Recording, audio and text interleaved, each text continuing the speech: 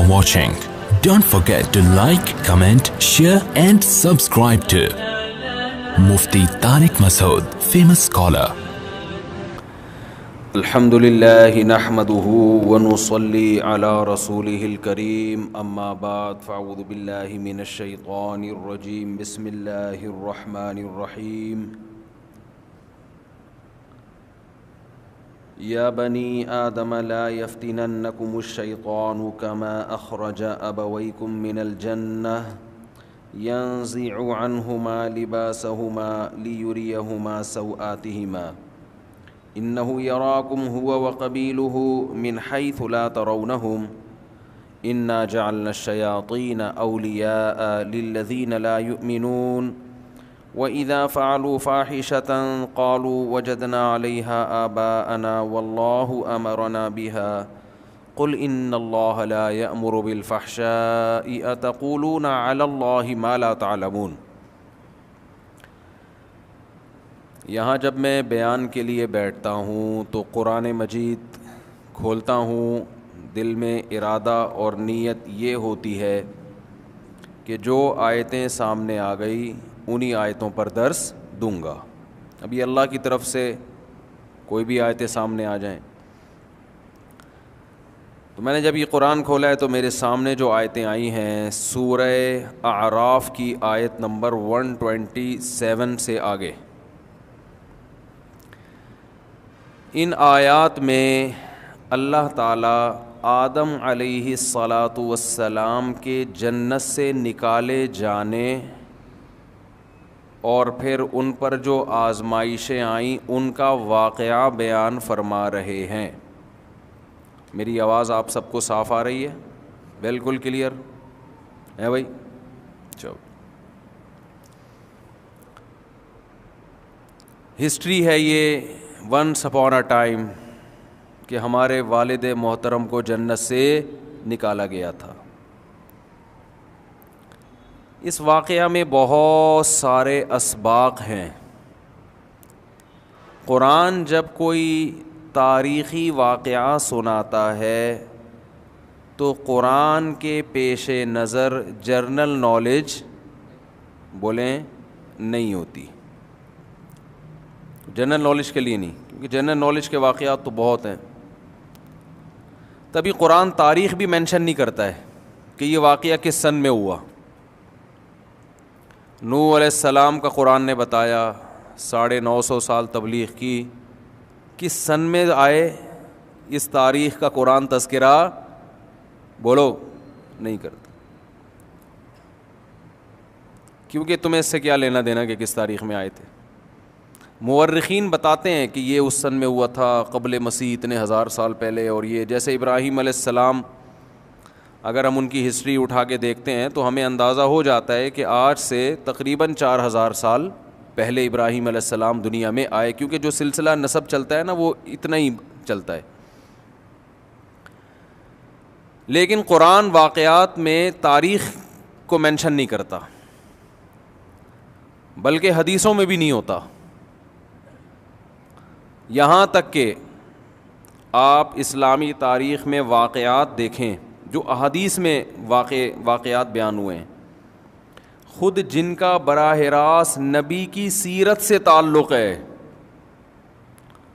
ان میں بھی بہت اہم واقعات میں تاریخوں کو محفوظ نہیں کیا گیا.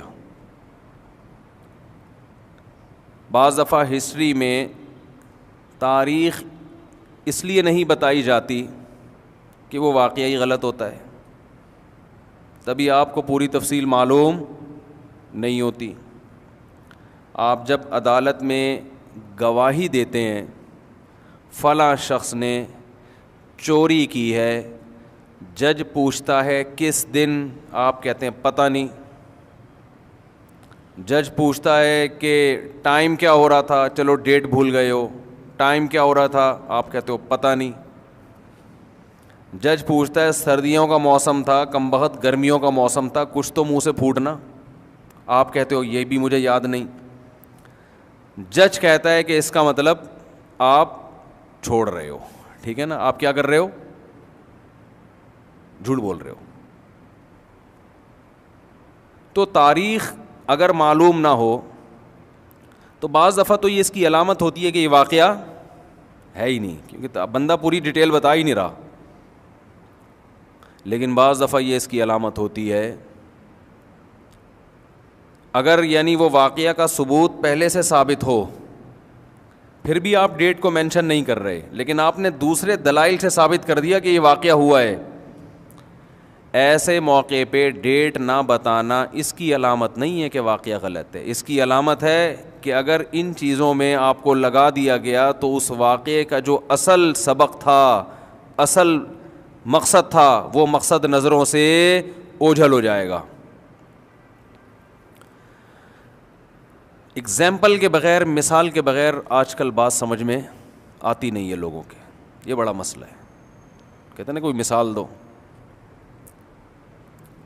دیکھیے رسول اللہ صلی اللہ علیہ وسلم ایک دن پیدا ہوئے تھے. اس کو تو ساری دنیا بھی مانتی ہے کہ نہیں مانتی؟ گورے بھی مانتے ہیں ہاں بھائی یہ واقعہ ہے. حتیٰ کہ جو ایتھیسٹ ہے نا، ملحد، جو بالکل ہی مذہب کے جڑ سے ہی منکر ہیں، وہ بھی کہتے ہیں کہ محمد بن عبداللہ نامی شخص دنیا میں آئے تھے.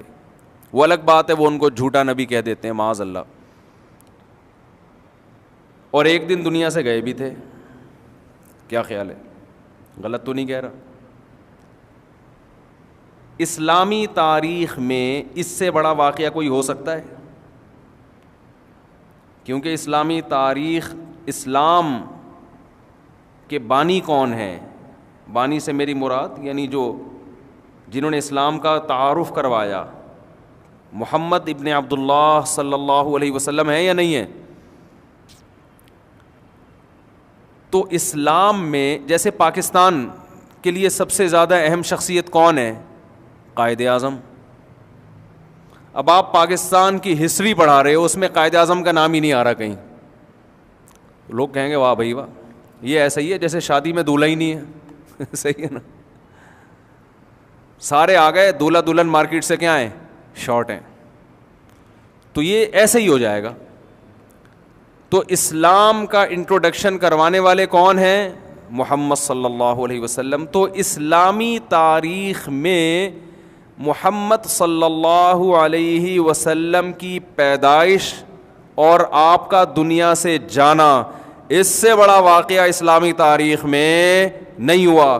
لیکن دونوں کی تاریخیں مارکیٹ سے کیا ہیں؟ بولو، شارٹ. مسلمانوں کے پاس ریکارڈ ہی نہیں ہے. یہ عجیب بات ہے کہ نہیں ہے؟ آپ کو حیرانگی نہیں ہو رہی؟ مجھے آپ کی حیرانگی نہ ہونے پر حیرانگی ہو رہی ہے. دونوں کی تاریخیں مسلمانوں کے پاس، بولو نا یار، محفوظ ہی نہیں ہیں. کوئی غیر مسلم اعتراض کر سکتا ہے یار تم تو کہہ رہے ہو اسلام اتنا محفوظ ہے، ایک ایک ادا نبی کی محفوظ ہے، تمہیں تو ڈیٹ آف برتھ اور ڈیٹ آف ڈیتھ ہی معلوم نہیں ہے. دنیا میں کسی کی زندگی میں سب سے بڑا واقعہ کیا ہے؟ وہ آیا کب تھا. اور اگر پہلے سے بتا دیا جائے کہ جائے گا کب، تو میرا خیال ہے وہ ڈیٹ ہم کبھی بھی بھولیں گے نہیں. وہ تو مرنے کے بعد پتہ چلتا ہے نا فلاں دن گیا. لیکن انسان کے لیے اس کی زندگی میں سب سے اہم ترین دن اس کی پیدائش اور اس کا دنیا سے جانا. تبھی 99% لوگ اپنی ڈیٹ آف برتھ یاد رکھتے ہیں. خاص طور پر کوئی سیلیبریٹی ہو، کوئی مشہور شخصیت ہو، اس کی ڈیٹ آف برتھ نہیں بھولی جاتی. اس کی تو ہسٹری میں سب سے پہلے لکھا یہ جاتا ہے کہ آپ کس تاریخ کو پیدا ہوئے.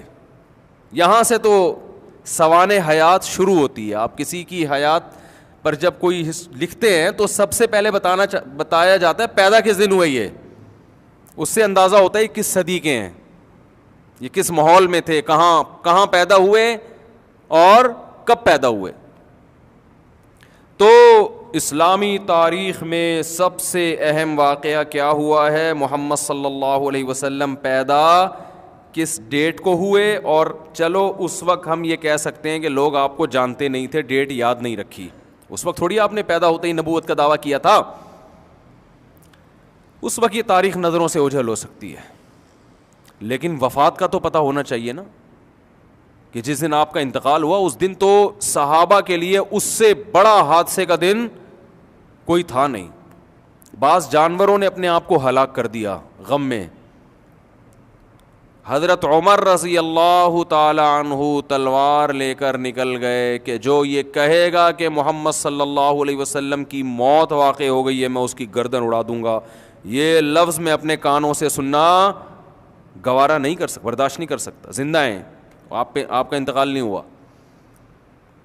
حضرت ابو بکر رضی اللہ تعالی عنہ نے خطبہ دیا، لوگوں کو جمع کیا جو حواس باختہ ہو گئے تھے، اوسان خطا ہو گئے تھے، ان سے کہا کیا ہو گیا تمہیں، کیسی باتیں کر رہے ہو.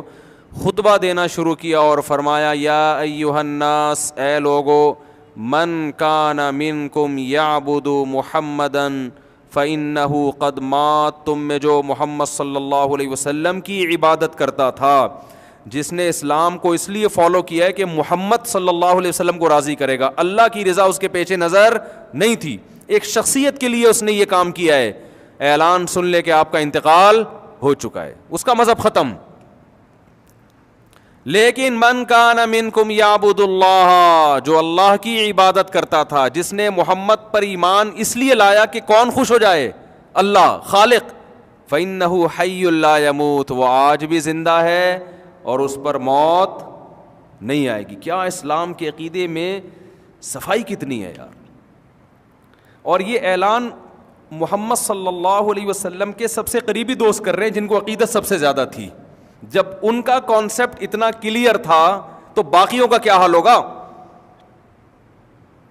یعنی وہ بتا رہے ہیں کہ ہم جو اسلام کو فالو کر رہے ہیں محمد صلی اللہ علیہ وسلم کی رضا کے لیے نہیں، وہ تو ایک انسان ہے، یہ کس کی رضا کے لیے، خدا نے بنایا ہے. انہوں نے اپنی طرف دعوت نہیں دی ہے، انہوں نے کس کی طرف دعوت دی ہے، خدا کی طرف. تو محمد صلی اللہ علیہ وسلم کے زندہ رہنے سے یا دنیا سے چلے جانے سے اسلام، آپ کے اسلام پہ کوئی فرق نہیں پڑنا چاہیے، وہ تو ایک شخص ہیں. اور پھر قرآن کی آیت پڑھی وما محمد الا رسول قد خلت من قبلہ الرسل، کہ محمد صلی اللہ علیہ وسلم ایک رسول ہیں، آپ سے پہلے بھی بہت سے پیغمبر گزر چکے.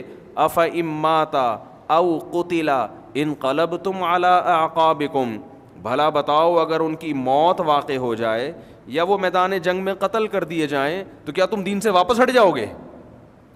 حضرت عمر کہتے ہیں جب میں نے یہ آیت سنی تو مجھے ایسا لگا جیسے یہ آج نازل ہوئی ہے، حالانکہ پہلے بھی پڑھتے تھے مگر اس کا مطلب سمجھ میں آج آیا ہے. بہت مشکل ہے بات سمجھانا. اس زمانے میں دنیا میں سب سے مشکل کام بتاؤں کیا ہے، دوسری شادی کرنا. خیر تو بات سمجھانا بھی بہت، یہ بات بھی تو سمجھانا بہت مشکل ہے نا کہ دوسری شادی کرو، تو اس کا مطلب اصل شادی کرنا مشکل نہیں، اصل کیا ہے، سمجھانا مشکل ہے کہ اس کی اہمیت. یہ چلتا رہے گا جب تک ہم زندہ ہیں نا، یہ پروگرام چلتا رہے گا، ٹھیک ہے. خیر تو حضرت عمر رضی اللہ تعالیٰ عنہ فرماتے ہیں مجھے ایسا لگا جیسے یہ آیت میں نے پہلی دفعہ سنی، حالانکہ پڑھتے رہتے تھے مگر یہ تو اسی موقع پہ تو نازل، اسی موقع کے لیے نازل ہوئی. اصل میں یہ آیت نازل ہوئی تھی غزوہ احد کے بعد. غزوہ احد میں یہ افواہ پھیل گئی تھی کہ آپ صلی اللہ علیہ وسلم شہید ہو گئے. بہت سے صحابہ نے کیا تلوار اٹھائی، انہوں نے کہا آپ زندہ رہ کے کیا کرنا ہے، جاؤ لڑو تم بھی شہید ہو جاؤ، کیا فائدہ زندہ رہنے کا. تو اس پہ قرآن نے کہا کہ بھائی تم جو اسلام کو فالو کر رہے ہو وہ کس کے لیے، اللہ کے لیے. محمد صلی اللہ علیہ وسلم ایک پیغمبر ہیں، کوئی پیغمبر دنیا میں ہمیشہ کے لیے نہیں آتا، وہ اس کا ایک وہ میسنجر ہے، اس کا کام ہے اللہ کا پیغام بندوں تک پہنچانا اور دنیا سے چلے جانا. تو تم نے اسلام کو فالو کرنا ہے اللہ کے لیے. نبی کی موت اور نبی کی حیات سے تمہارے اسلام پہ فرق نہیں پڑنا چاہیے. ایک اشکال کا جواب دے کے ہم آگے چلتے ہیں. اشکال یہ ہوتا ہے کہ خود نبی کی رضا یہ بھی تو اسلام میں ایک پسندیدہ کام ہے نا. حضرت ابو بکر فرما رہے ہیں کہ جو اللہ کے لیے کرتا تھا تو وہ تو زندہ ہے، جو نبی کے لیے کرتا تھا تو گویا اس کو مایوس کر رہے ہیں. بھائی نبی کے خوش کرنے کے لیے اگر اسلام پر عمل کر رہے ہو تو نبی تو چلے گئے، تو گویا یہ ایک طرح سے حوصلہ شکنی ہے نا کہ بھئی تمہاری تو معاذ اللہ بظاہر نیت ہی ٹھیک نہیں تھی. تو سوال یہ پیدا ہوتا ہے کہ نبی صلی اللہ علیہ وسلم کو خوش کرنا یہ تو بذات خود ایک اچھا کام ہے نا، یہ بھی تو ایک شریعت میں مقصود ہے نا، یہ بھی تو اسلام میں ایک پسندیدہ کام ہے. پیغمبر ہیں آپ، کوئی عام شخصیت تھوڑی ہیں. اس کا جواب سمجھیں، اس سے اسلامی عقیدے کا آپ کو اندازہ ہوگا کہ اسلام میں پیغمبر کی حیثیت کیا ہوتی ہے. تو یاد رکھیں آپ صلی اللہ علیہ وسلم کی دو حیثیتیں ہیں. ایک حیثیت آپ کی یہ ہے کہ آپ محمد ابن عبداللہ ہیں, عبداللہ کے بیٹے ہیں, محمد ہیں, عربی ہیں, قریشی ہیں, ہاشمی ہیں. اس حیثیت سے آپ کو خوش کرنا یہ اللہ کی رضا کو خوش کرنے کے مترادف نہیں ہے. ایک حیثیت آپ صلی اللہ علیہ وسلم کی ہے کہ آپ اللہ کے نمائندے ہیں, اللہ کے سفیر ہیں. سفیر کو ناراض کرنا کس کو ناراض کرنے کے مترادف ہے؟ کہ جس نے اس کو سفیر بنا کر بھیجا ہے. اس حیثیت سے آپ کو راضی کرنا یہ اللہ ہی کی رضا ہے. اور قرآن میں دونوں قسم کی رضاؤں کا ذکر ہے. قرآن کہتا ہے یعتذرون الیکم اذا رجعتم الیہم لترضوا عنہم, کہ اے محمد صلی اللہ علیہ وسلم جب آپ غزوہ تبوک سے واپس پہنچیں گے مدینہ تو بہت سے منافقین آئیں گے, گول مول باتیں کریں گے. وہ یہ بتائیں گے ہم جنگ میں اس لیے نہیں گئے تاکہ آپ ان سے خوش ہو جائیں. لیکن اگر آپ ان سے خوش ہو بھی گئے تو اللہ ان سے خوش بولو نہیں ہوگا. اس کا مطلب پیغمبر کو خوش کرنا بسا اوقات اس سے اللہ خوش نہیں ہو رہا ہوتا, کیونکہ یہاں پیغمبر کو جو خوش کیا جا رہا ہے, منافقین جو خوش کر رہے ہیں وہ اس حیثیت سے نہیں کر رہے کہ آپ اللہ کے سفیر ہیں, کیونکہ اس میں پہلے اللہ کو دیکھا جاتا کہ اللہ بھی خوش ہو رہا ہے کہ نہیں ہو رہا, بلکہ یہاں اس حیثیت سے خوش کر رہے ہیں کہ آپ جنگ کے کمانڈر ہیں, آپ ایک امیر ہیں, آپ ایک سردار ہیں.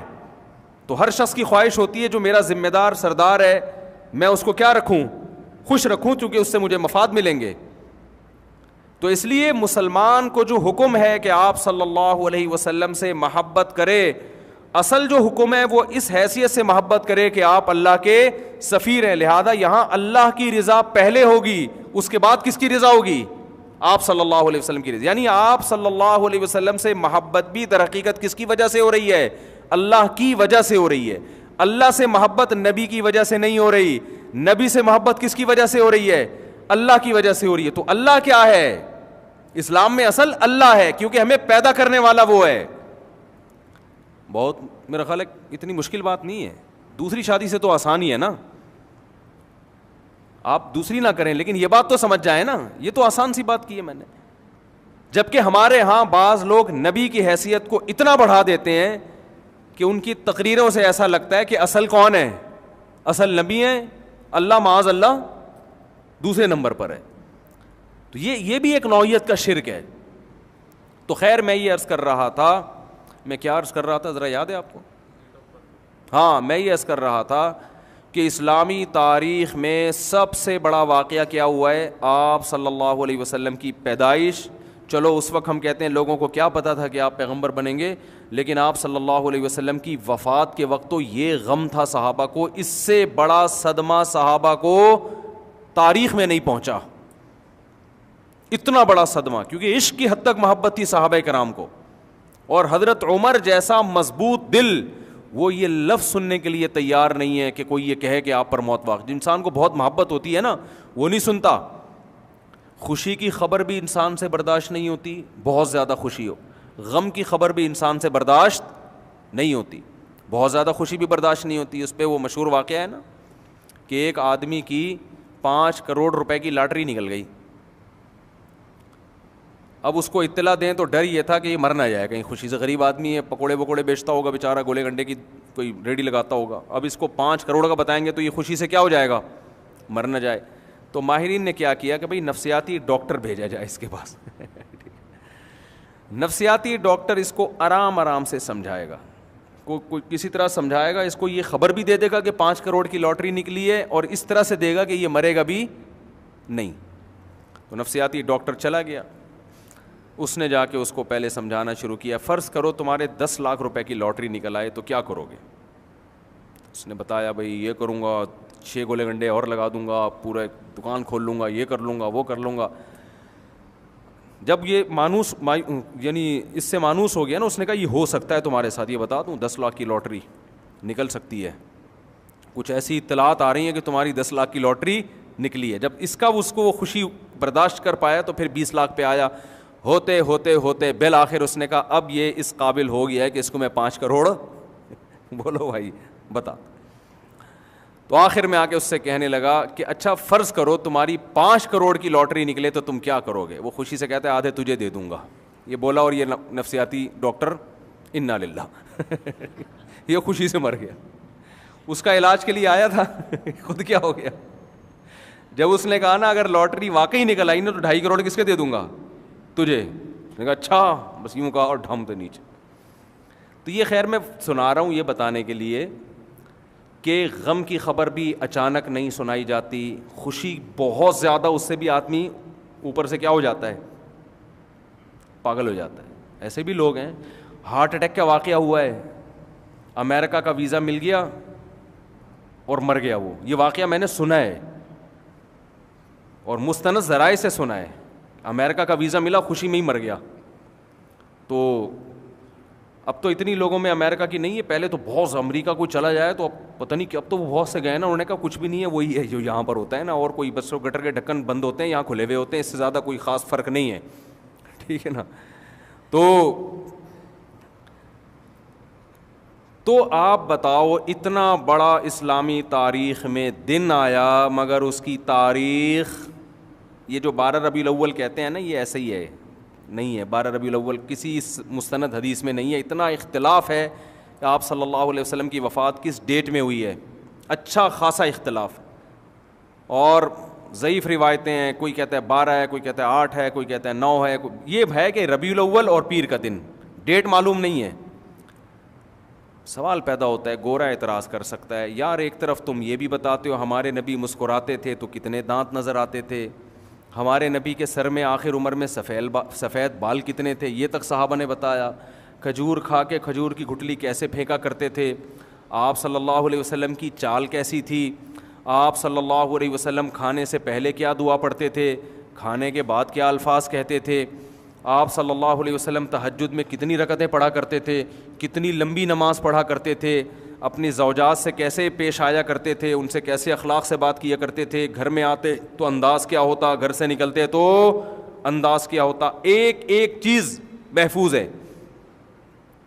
یہ تمہیں پتہ نہیں ہے کہ انتقال کس دن ہوا؟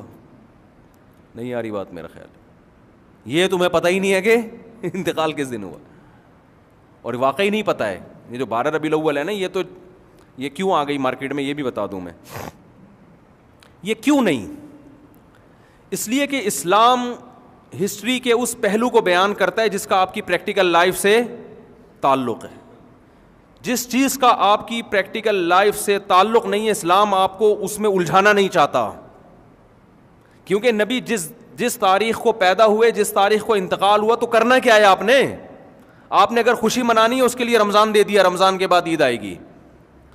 دوسری خوشی دے دی بقرعید کے دن, وہ ہیں 2, اس میں کو سیلیبریٹ کرو, خوشی مناؤ اس میں. اور اس کی بھی ایک لاجک ہے, کوئی کام اسلام میں اللاجیکل نہیں ہوتا. وجہ کیا ہے کہ اگر ہمیں یہ بتا دیا جاتا کہ نبی اس دن پیدا ہوئے لہذا خوشی مناؤ, تو خوشی نیچرل منتی نہیں ہے, یعنی تکلف کر کے منانا پڑتا, خوشی ہوتی نہیں.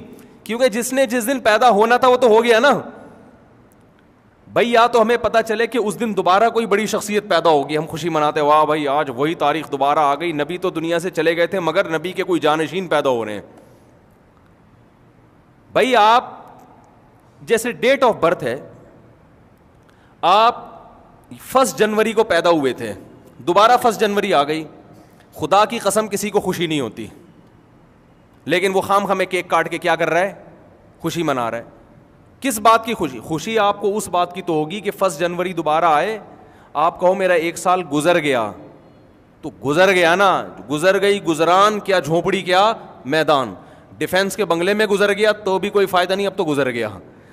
اگر کانٹوں پہ گزر گیا تو بھی کیا ہے, گزری ہوئی چیز پہ نہ انسان خوش ہوتا ہے اور نہ انسان غمزدہ ہوتا ہے, ہمیشہ مستقبل کا سوچ کے خوش ہوتا ہے اور فیوچر ہی کا سوچ کے غمزدہ ہوتا ہے. بہت مشکل ہے بات سمجھانا, بہت مشکل ہے بات سمجھانا. دیکھو ایک آدمی ڈیفینس کے 1000 گز کے بنگلے میں ایئر کنڈیشن روم میں کتے پہ لیٹا ہوا ہے. 1 جنوری کو پیدا ہوا تھا, کسی نے آ کے بتایا 1 جنوری آج, اور تم 30 سال کے ہو گئے. لیکن یہ ہم تمہیں بتا دیں کہ اگلا 1 جنوری تمہیں دیکھنا نصیب بولو نہیں ہوگا, اور تمہاری جاب بھی گئی ہے, تمہارا بزنس بھی ٹھپ ہو گیا, اب تمہارا یہ مکان بکے گا, اور ڈیفینس سے تم موو ہو جاؤ گے گندے نالے کی طرف. میں کسی علاقے کا نام نہیں لوں گا, وہ پھر علاقہ یار ہم لوگ اتنے ہیں کہ آپ ہمیں مثالوں میں بھی رگڑتے رہتے. کوئی بھی نالا ہے اس کے اوپر, اب دیکھ لیں نالے کہاں کہاں ہیں, بہرحال نالے ہی نالے ہیں یہاں پہ. تو آپ اب کسی غریب علاقے کی طرف آپ کیا ہو جاؤ گے, شفٹ. لیکن چونکہ آج 1 جنوری ہے, ٹھیک ہے نا, تو ہم رونا نہیں. 30 سال تو اچھے گزر گئے نا آپ کے ڈیفینس میں, ایئر کنڈیشن روم میں, آپ کا کروڑوں کا بزنس تھا, وہ الگ بات ہے. اب آپ روڈ پہ آ جاؤ گے, بھیک مانگو گے, آپ کشکول لے کے لوگوں کے ساتھ. اگلا 1 جنوری جو ہے نا, کشکول آپ کے ہاتھ میں ہوگا, ٹھیک ہے نا, صحیح ہے. اب وہ رونے لگا تو آپ کہ نہیں happy birthday to you, آپ 30 سال کے ہو گئے, آپ کیک کاٹیے اور منہ میٹھا کیجیے. وہ کہے گا لعنت بھیجتا ہوں اس کیک کے اوپر, ٹھیک ہے نا, ہائے یہ کیا ہو گیا میرے ساتھ, ہائے. یہ روئے گا کہ نہیں روئے گا؟ ماضی کی خوشیاں سوچ کے انسان خوش نہیں ہوتا, فیوچر کی خوشیوں پہ انسان کیا ہوتا ہے, خوش. اسی مثال کو الٹا کر لیں آپ. ایک آدمی فٹ پاتھ پہ پڑا ہوا ہے, نالے کے قریب, نہ سونے کا بیچارے کے پاس انتظام, نہ کھانے کا, بھیک مانگتا رہتا ہے. 1 جنوری کو پیدا ہوا تھا, ٹھیک ہے نا. کسی نے آ کے بتایا کہ بھائی تم اس نالے پہ پڑے ہوئے ہو, آج 1 تاریخ ہے. وہ غمزدہ ہے. آپ کہتے ہیں لیکن اب تمہاری قسمت کھل گئی, یہ تمہاری لاٹری نکلی ہے, یہ 5 کروڑ روپے لو, اور اب سوچو کہ تم نے رہنا کہاں ہے. اور تمہاری زندگی میں جو اگلا 1 جنوری آئے گا وہ نالے پہ نہیں سو گے, وہ 1000 گز کے بنگلے میں سو. کیک بھی کھائے گا, کھلائے گا بھی. یہ خوشی منائی نہیں جا رہی, یہ ہو رہی ہے. یہ کیک اندر سے نکل رہا ہے, ٹھیک ہے نا. یہ تکلف والی خوشی بولو نا یار, یہ تکلف نہیں ہے, یہ واقعی ہو رہی ہے.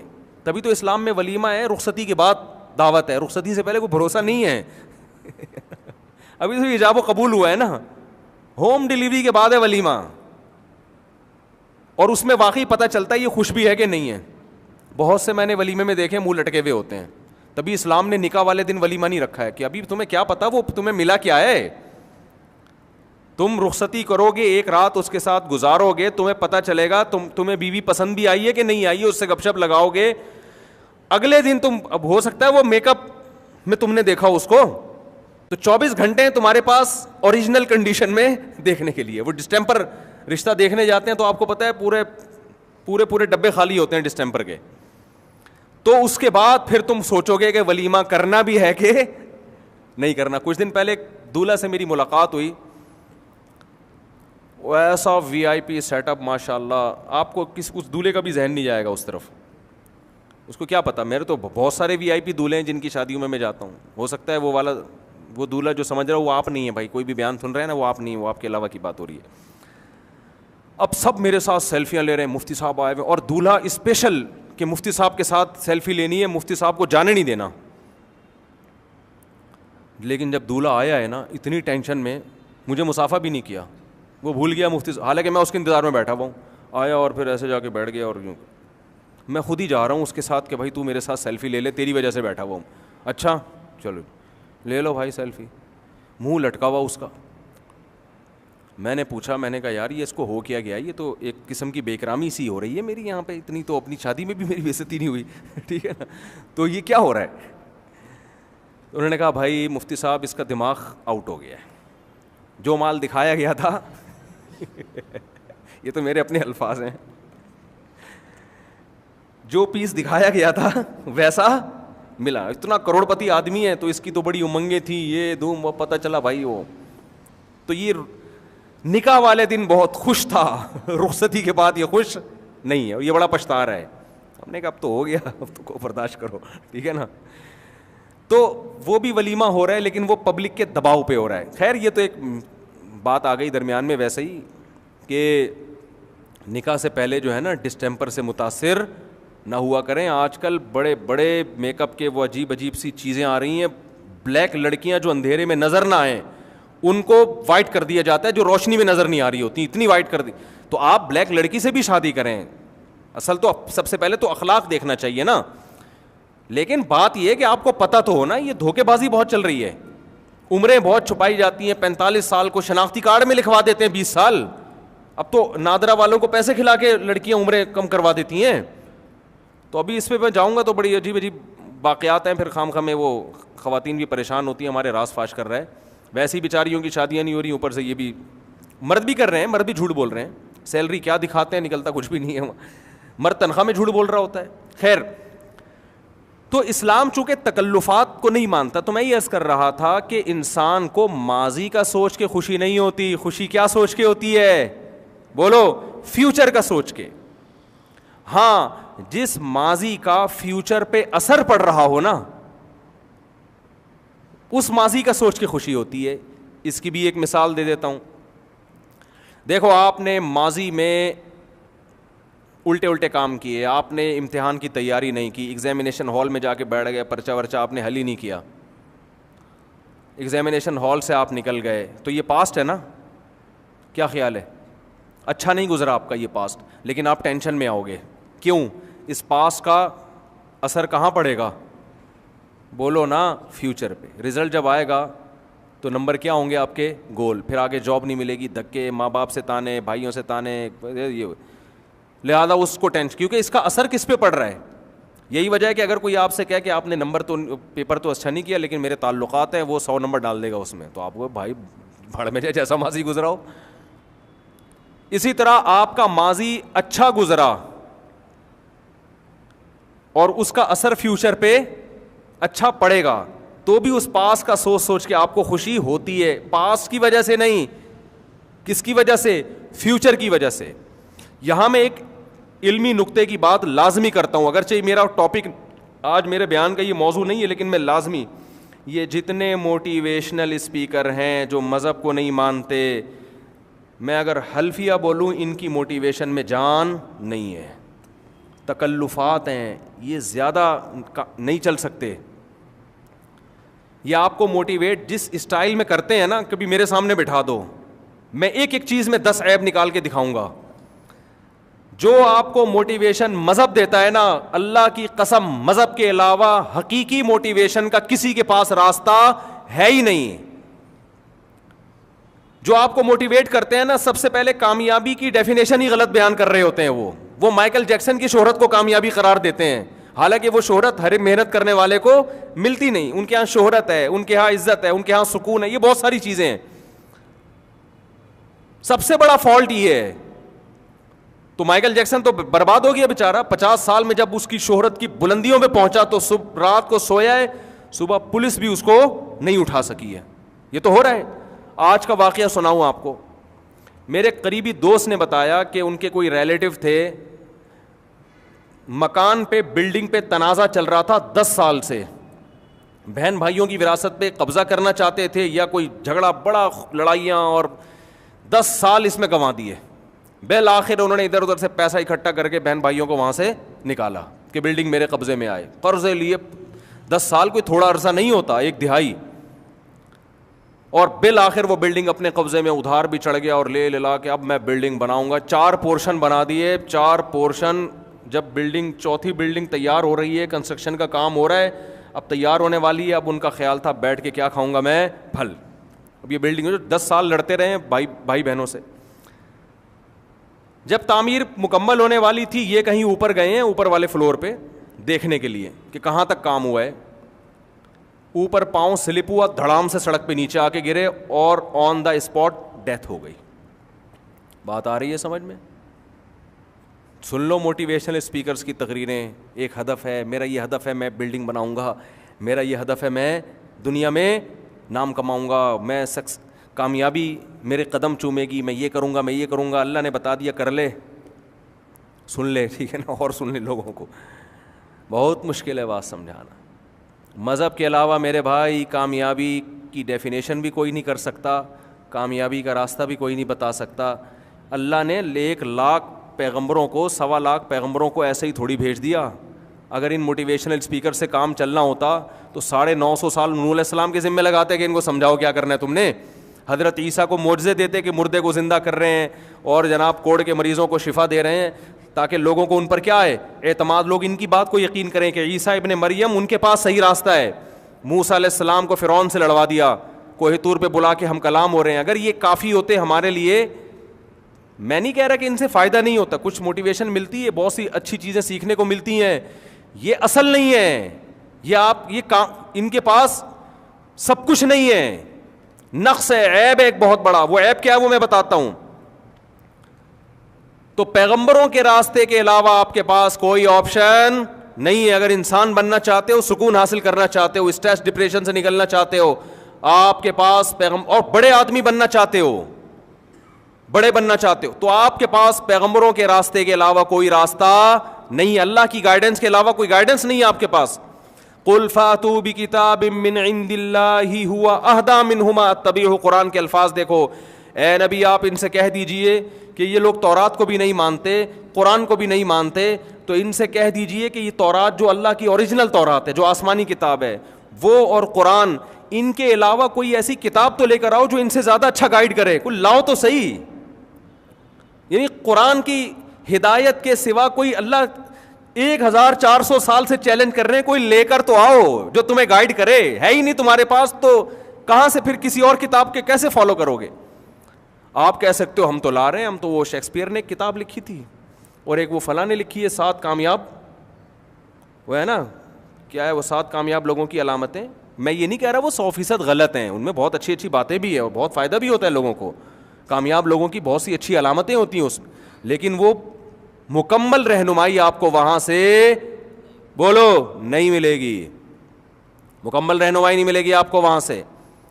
تو ایک گڑبڑ پتہ ہے کیا کرتے ہیں موٹیویشنل اسپیکرز, گورے بھی کرتے ہیں, آپ کو موٹیویٹ کرنے کے لیے آپ کو بتاتے ہیں کہ دنیا سے جب جاؤ تو کچھ کر کے جانا چاہتے ہو یا بغیر کچھ کیے. کیا خیال ہے بھائی؟ جیسے تمہاری زندگی گزر رہی ہے, صبح اٹھے وہاں انڈا موڑے پہ بیٹھ کے پراٹھا کھا لیا, ادھر نکلے وہاں گٹکا اور پان اور پھر سگریٹ اور گٹر کا ڈھکن اور سنوکر اور ڈبو, اور ادھر ابا کی سلواتیں, باہر نکلے ادھر گرل فرینڈ 500 کا ایزی لوڈ, ادھر جاب کر لی, ایسے ہی زندگی گزر گئی. نہ دنیا میں کو بہو کوئی, لوگ کہیں گے کہ ناظم آباد میں ایک بندے کا اور آج انتقال ہو گیا ہے. تو کیا یہ چاہتے ہو بس یہی ہو, یا چاہتے ہو کہ لوگ کہیں کہ آج دنیا سے کوئی, بولو یار کوئی گیا ہے, کچھ کر کے جانا چاہتے اپنے لیے, اپنی قوم کے لیے, اپنے گھر والوں کے لیے. ظاہر انسانی فطرت ہے یار, میں چاہتا ہوں میں ذرا دنیا میں آؤں تو پتہ تو چلے کہ کوئی دنیا میں آیا ہے, کچھ کر کے جانا چاہتا ہوں. اب ایک دم جوش آئے گا یار انسانیت کے لیے کیا کرو, کچھ بولو نا یار, کچھ کر کے جاؤ. تو میں کہتا سب سے پہلے تو اپنے لیے کرو, کیونکہ انسانیت میں سب سے پہلے کون ہے؟ آپ بھی تو انسان ہو نا. تو جب آپ کو گٹکا کھانے میں مزہ آ رہا ہے تو کھاؤ نا گٹکا. کیا خیال ہے؟ آپ کو چرس پینے میں مزہ آ رہا ہے تو کیا کرو آپ. رہا یہ مسئلہ کہ چرس پی کے جلدی مر جاؤ گے تو کوئی بات نہیں, بعض لوگوں کا یہ کانسیپٹ ہے یار چرس کے بغیر 100 سال زندہ رہنے سے بہتر ہے چرس پی کے. جیسے وہ چائنا کی مثال ہے نا کہ وہ گرم پانی پیتے ہیں, لمبی عمریں ہوتی ہیں, تو میں نے کہا ٹھنڈا پانی پی کے مر جائے, یہ گرم پانی پی کے زندہ رہنے سے بہتر ہے. تو اللہ نے گرمیوں میں ٹھنڈے پانی میں ایسا لذت رکھی ہے, اور وہ گرم پانی اتنا مفید بھی نہیں ہے جتنا چائنیز نے مشہور کر دیا ہے. جو ماہرین ڈاکٹر کہتے ہیں پتہ نہیں کس نے ان کو بیوقوف نے لگا دیا گرم پانی پر. کھانے کے بعد گرم پانی سے ہاضمہ اچھا ہوتا ہے, بس اتنا ہے. اس کے بعد نارمل گرم پانی سے کوئی خاص فائدہ نہیں ہے. خیر, تو اصل مثال میں نے بھی دینی ہے, وہ میں بھی آ رہا ہوں دینے کی طرف. وہ جو موٹیویٹ کرتے ہیں چرس ورس نہ پئیں, یہ میں ایسے سمجھانے کے لیے کہ چرس پی کے 2 دن زندہ رہنا, یہ اس کو اسلام اس کی کوئی حوصلہ افزائی نہیں کرتا. زندگی سب سے بڑی نعمت ہے, ایک دفعہ ملی ہے, دوبارہ نہیں ملے گی آپ کو. آپ کو موٹیویٹ کرنے کے لیے ایک اکثر مثال دی جاتی ہے کہ اسی طرح تمہاری زندگی گزرے گی, لیکن ایک دن آئے گا آپ کی موت کا وقت ہوگا. تو اس وقت جب آپ پیچھے مڑ کے, میں نے بھی ان کی جو ہے نا کچھ کلاسز لی ہیں, تو مجھے کچھ سوالات پیدا ہوئے, لیکن پوچھنے کا ہر آدمی پوچھ نہیں سکتا نا ہر جگہ. وہ بولیں گے یہ مولوی پتہ نہیں کیا گھس گیا, کیا باتیں کر رہے ہیں یہاں پہ, الٹی پٹیاں پڑھا رہے ہیں لوگوں کو. اچھا بھلا لوگوں کو ہم اچھی لائن پہ لے کر آ رہے ہیں, چلنے دو ان کو. تو کہیں جب ہم وہ سمجھاتے ہیں آپ کو کہ دیکھو جب آپ مرنے لگو آپ پیچھے مڑ کے دیکھو گے, یہ شاید آپ لوگوں نے بھی سنی ہوگی مثال, یوٹیوب پہ دیکھی ہوگی, آپ پیچھے مڑ کے دیکھو گے تو آپ کو اپنی ایک لائف نظر آئے گی. میں ایک دن پیدا ہوا تھا, پھر میں بڑا ہوا تھا, پھر میں اسکول گیا تھا, پھر میں نے میٹرک کیا تھا, پھر میں کالج میں گیا تھا, پھر میں نے شادی کی تھی, پھر میرے بچے ہوئے تھے, پھر یہ ہوا تھا, پھر وہ ہوا تھا. تو آپ کو ایک لائف نظر آئے گی, اور لائف کی دو قسمیں ہوتی ہیں. There are two types of life, ایک میننگ فل لائف اور ایک ایسی لائف جس کو میننگ فل نہیں کہا جا سکتا. کیا خیال ہے؟ بامعنی زندگی. تو آپ یہ چاہتے ہو کہ جب آپ مرو تو آپ ایک سکون کا سانس لے کے مرو کہ میں ایک بامعنی زندگی گزار کے گیا ہوں, ایک اچھی لائف گزار کے گیا ہوں, یہ چاہتے ہو؟ یا جب مرو تو مرتے ہوئے آپ کو ایک دکھ ہو کہ یار میری زندگی کیا ہو گئی, بولو نا یار, برباد. تو آپ ایک دکھ کے ساتھ دنیا سے جاؤ. کس کے ساتھ دنیا سے جاؤ گے؟ ایک غم کے ساتھ. تو دکھ کے ساتھ ضمیر کو مردہ کر کے دنیا سے جانا چاہتے ہو, یا اس طور پہ جاؤ گے کہ ضمیر آپ کا کیا ہو, خوش ہو کہ یار کوئی بات نہیں, مر تو رہا ہوں لیکن کچھ کر کے جا رہا ہوں. تو ایک دم نوجوان جوش میں آ جاتے, نہیں جی ہم میننگ فل لائف, تاکہ مریں تو کیا ملے, بولو نا یار, سکون ملے. مجھے کئی دفعہ خیال ہوا, میں سمجھا مر ہی رہے ہیں, بھاڑ میں جائے کیا کر کے گئے دنیا سے, بھاڑ میں جائے کیا کر کے گئے دنیا سے, مر ہی رہے ہیں. دوسری بات یہ کہ میننگ فل لائف گزارنے کے لیے بہت قربانیاں دینی پڑتی ہیں. آدمی کہے گا کمبخت اتنی قربانیاں دے دیں, اس کا صلہ کیا مل رہا ہے, مر رہے ہیں. ان قربانیوں کا مجھے کوئی بدلہ ملنے والا بولو نہیں ہے, مر کے مٹی ہو کے ختم.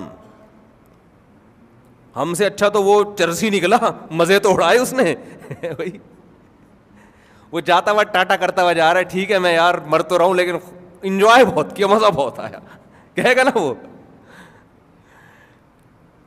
بعض دفعہ ہم تفریح پہ جاتے ہیں نا تو بڑی, یعنی تفریح میں جس مقصد کے لیے گئے تھے وہ مقصد ہی حاصل نہیں ہوتا, لیکن واپسی پہ آ کے کہتے ہیں یار پھر بھی مزہ. ابھی میں شکار پہ گیا تھا تو جس شکار پہ گئے تھے وہ شکار ملا ہی نہیں. 2 دن جس کو اردو میں کہتے ہیں کھجل خواری, وہ ہوئی, ایک دھیلا بھی کچھ بھی ہاتھ نہیں آیا نا. تو 2 دن کے بعد ہم جنگل سے واپس آئے, لیکن مزہ بہت آیا. تو ہم نے کہا باقی کہ یار چلو یہ خواری کا بھی اپنا مزہ ہے, شکار میں نا کچھ آؤٹنگ ہو جاتی ہے. تو ٹھیک ہے, جو ہمارا مقصد تھا اس تک ہم نہیں پہنچ سکے, لیکن مزہ بہرحال آیا, فریش ہو گئے. تو جب مر ہی رہے ہیں تو یہ ایسا ماضی ہے, یہ اگر اچھا گزرا ہے تو فیوچر پہ اس کا کوئی اثر پڑ نہیں رہا, لہذا انسان کو خوشی نہیں ہوگی اس وقت. اور اگر ایسا ماضی تھا جو برا گزرا ہے تو کوئی بات نہیں, سزا تھوڑی مل رہی ہے آگے جا کے, برے قتل بھی کیے, ڈکیتیاں بھی کی ہیں, تو مر کے مٹی ہو کے کیا ہو رہے ہیں, ختم. بلکہ وہ خوش ہوگا کہ یار زندہ رہتا تو پکڑے جانے کا ہم تھا, اب تو جا ہی رہے ہیں. تو جس نے قتل نہیں کیے وہ بھی جا رہا ہے, قتل ہم نے کی ہم بھی کیا کر رہے ہیں, جا رہے ہیں, مر کے مٹی ہو کے ختم. تو کیا میننگ فل لائف. تو یہ وقتی طور پر جوش دلانے کے لیے تو ٹھیک ہے, لیکن یہ کوئی اتنی تگڑی موٹیویشن نہیں ہے کہ جس سے آپ کی زندگی میں انقلاب پیدا ہو جائے. سمجھ میں نہیں آ رہی بات. اسلام جو آپ کو موٹیویٹ کرتا ہے, اسلام کہتا ہے آپ کے پاس کا فیوچر پہ کیا ہو رہا ہے, آپ کی زندگی مرنے کے بعد شروع ہو رہی ہے. اللہ نے آپ کو امتحانی ہال میں بھیجا ہے, ایسے موقع پہ آپ مر بھی رہے ہوگے. آپ نے اگر دنیا کے لحاظ سے ناکام زندگی گزاری ہے, لیکن آپ کو پتا ہے یہ دنیا اس کو ناکام کہہ رہی ہے, مگر خدا کو میں نے راضی کر دیا ہے, تو آپ اس موت پہ خوش ہوگے. صحابی رسول صلی اللہ علیہ وسلم کو پکڑا گیا, مشرکین نے پکڑا, ان کو قتل کرنے کا ارادہ کیا. ان کی تو زندگی خراب ہو گئی نا بظاہر, جوانی میں ان کو قتل کرنے کے لیے لایا جا رہا ہے مقتل میں, ابھی گردن اڑائی, تلوار تیز کی جا رہی ہے, اور وہ کہنا ہے فزت ورب الکعبہ, اللہ کی قسم میں کیا ہو گیا, کامیاب. اور شعر پڑھ رہے ہیں لست ابالی حین اقتل مسلما علی ای شق کان للہ مصرعی وذلک فی ذات الالہ وان یشاء یبارک علی اوصال الشلو ممزعی. کہ انہوں نے کہا کہ میں نے اللہ کے لیے دین کو قبول کیا, میری جوانی انہوں نے برباد کر دی. کوئی غم نہیں ہے مجھے, اس بات کا کوئی غم نہیں ہے کہ جب تلوار سے میری گردن اڑے گی تو میں دائیں پہلو پہ گرتا ہوں یا لیفٹ سائڈ پہ گرتا ہوں, کوئی پرواہ نہیں ہے. وجہ اس کی ہے کہ جس خدا کو راضی کرنے کے لیے میری جان نکالی جا رہی ہے, اس خدا کی رضا میں میرے لاش کے 10 ٹکڑے بھی ہو جائیں تو خدا انہی ٹکڑوں میں برکت پیدا کر دے گا. وہ انعام دینے کے لیے میری زندگی کا محتاج نہیں ہے, وہ اسی روح کو جان ڈالے گا اس میں. تو اصل موٹیویشن انسان کو کس کی ملتی ہے؟ آخرت. آخرت کے بغیر کچھ بھی نہیں ہے, ورنہ وہی ہے بلڈنگ بنائی پاؤں پھسلا بڑم, جس کو یہ خبر ملے گی, میں نے یہ خبر بتائی نا 2-3 بلڈر نے کہا لے بھائی صحیح ہے نا, ایسا ڈر گئے, انہوں نے بولا یار یہ کیا دنیا ہے یار, اتنی محنت کر رہے ہیں, اتنی محنت کر رہے ہیں, 2 منٹ لگتے ہیں انسان کو مرنے میں. میری زندگی میں چند موت کے واقعات ایسے آئے ہیں نا کہ میں نے کانوں کو ہاتھ لگایا, میں نے کہا یار اس دنیا کو اگر کوئی انسان فحش گالیاں بھی دینا تو شاید گناہ نہ ملے اس کو, یہ اس قابل ہے یہ دنیا. اتنی بڑی دھوکے باز, اتنی بڑی فراڈی ہے یہ کمبخت, دکھاتی کچھ ہے حقیقت. آج کل دلہنیں اتنا دھوکہ نہیں دے رہی بیوٹی پارلر میں جا کے جتنا دھوکہ کون دے رہی ہے یہ دنیا. آپ کو ایسا دکھائے گی بحریہ ٹاؤن کے پلاٹ, مکان, بزنس, بینک بیلنس, اور آپ بیٹھے بیٹھے ہم مر گئے. بیٹھے بیٹھے کیا ہو جائے گا؟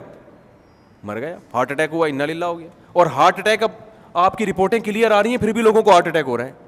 کل ایک ہارٹ اسپیشلسٹ ہے میری, ان سے دوستی, انہوں نے اپنا ویڈیو کلپ بھیجا, اس میں وہ سمجھا رہے ہیں لوگوں کو کہ دیکھیں اگر آپ کی ECG بھی کلیئر آ گئی ہے اور آپ کے چیسٹ میں پین بھی نہیں ہے تو بھی آپ یہ نہ سمجھیں کہ آپ کو اٹیک نہیں ہو سکتا, ایک اور ٹیسٹ کروانا پڑے گا بلڈ کا, ٹھیک ہے نا. میں نے کہا لے بھائی ECG بھی کلیئر ہو گیا, چیسٹ میں کوئی پین وین بھی نہیں ہے, پھر بھی اٹیک بولو ہو سکتا ہے, ایک اور ٹیسٹ کروا لو آپ ٹیسٹ, تھوڑے دن میں رپورٹ آئے گی یہ ٹیسٹ کیا تھا کلیئر تھا پھر بھی مر گیا. تو ابھی ایک نئی ریسرچ آئی ہے کہ ایک اور ٹیسٹ ہے, وہ بھی ایک ڈاکٹر ہارٹ کے بہت بڑے اسپیشلسٹ تھے, میں نے ان سے پوچھا کہ اگر انسان میں کولیسٹرول بھی نہیں ہے, یہ ہے وہ ہر چیز ہے, پھر بھی اٹیک ہو سکتا ہے؟ انہوں نے کہا پھر بھی ہو سکتا ہے. میں نے ان کو مثال دی کہ ایک فٹ بالر کو ہم نے دیکھا فٹ بال کھیلتے ہوئے ہارٹ اٹیک ہوا, مر گیا. ہم نے کہا فٹ بالر کا ہارٹ تو خاندانی قسم کا ہارٹ ہوتا ہے, کیا خیال ہے بھائی؟ اس میں تو کولیسٹرول کا چانس ہے ہی نہیں, اس کی تو ہارٹ بیٹ بڑی خاندانی, کیونکہ دوڑ رہا ہے نا, وہ تو بڑا خاندانی قسم کا دل رکھا ہوا, وہ کیوں مر گیا؟ انہوں نے کہا ایکچولی اصل میں ہوتا یہ ہے کہ ایک کرنٹ آ رہا ہوتا ہے ہمارا جو ہارٹ کو چارج کر رہا ہوتا ہے, بعض دفعہ وہ دماغ سے کرنٹ کیا ہو جاتا ہے, وہ کنیکشن ڈسکنیکٹ ہو جاتا ہے, اور اس کی کوئی وجہ آج تک سمجھ میں آئی نہیں ہے. جیسے کراچی میں بجلی جانے کی کوئی وجہ سمجھ میں آئی آج تک؟ کرنٹ کبھی بھی غائب ہو سکتا ہے کہ نہیں ہو سکتا؟ بھائی بیٹھے ہوئے ایک دم پنکھا بند, لائٹ غائب, بل ایسے آ رہا ہوتا ہے جیسے آسمانی بجلی کا کنیکشن کہاں سے لیا ہوا ہے یہ جو آسمان میں بجلی چمکتی ہوئی ہمارے گھر سے چمکتی ہے. وہ ایک آدمی کے گیس کا بل بہت زیادہ آ گیا نا, سوئی گیس کے ادارے گیا, کہہ رہے کہ جہنم سے لیڈ ہمارے یہاں سے ڈالی ہوئی ہے کیا جہنم کا کنیکشن ہمارے گھر سے لیا ہوا ہے؟ ایک چولہا ہے ہمارے گھر میں 4 افراد, اور بل دیکھو کیا آ رہا ہے. کہہ رہے ایسا لگ رہا ہے جو جہنم کا اللہ نے جو جہنم بنائی ہے نا اس کا کنیکشن تم لوگوں نے کہاں سے دیا ہوا ہے؟ ہمارے گھر سے دیا ہوا ہے. ایسے ایسے لوگ تپے ہوئے ہیں نا بیچارے. تو کسی بھی وقت یہ جو کرنٹ آتا ہے نا ہمارے دل کو, یہ کسی بھی وقت کیا ہو سکتا ہے. تو بیٹھے بیٹھے انر, تبھی تو ڈاکٹر اس کرنٹ کو مینیج رکھنے کے لیے بعض بیٹریاں بھی لگا دیتے ہیں, بیٹری سے دل چل رہا ہے. تو ایک صاحب نے بیٹری لگائی ہوئی تھی, کہہ رہے میرا اوپر کے کرنٹ کا سیٹ اپ کیا ہو گیا, تھوڑا سا آؤٹ ہو گیا. جوان لڑکا, یہاں بیٹری لگی ہوئی ہے, میں نے ہاتھ لگایا, میں نے کہا کمال ہے یار. کہتے ہیں یہ 10 سال کی وارنٹی ہے بیٹری کی, 10 سال کی پتہ نہیں 15 سال کی. میں نے کہا پھر کہہ رہے پھر چینج ہوگی بیٹری. کتنا مشکل پروسیس ہے, پھر سینہ کھلے گا, پھر اس دوران پتہ نہیں کون سی بیٹری سے کرنٹ دے کے اس کے دل کو چلائیں گے, وہاں سے تاریں لگائیں گے, اسی دوران انا للہ بھی ہو سکتا ہے, بچ گئے تو بچ گئے. وہ پھر بھی خوش قسمت ہے, لیکن بہت سے لوگ ہیں بیٹھے بیٹھے مر گئے. تو یہ دنیا اتنی بڑی دھوکے باز ہے نا کہ آپ اس کو, میں کہتا ہوں دن میں 7 دفعہ صرف دنیا کو گالیاں دینی چاہیے, ٹھیک ہے نا. 7 دفعہ دن میں دنیا کو کیا کرنا چاہیے؟ گالیاں, کہ تو الو بناتی ہے.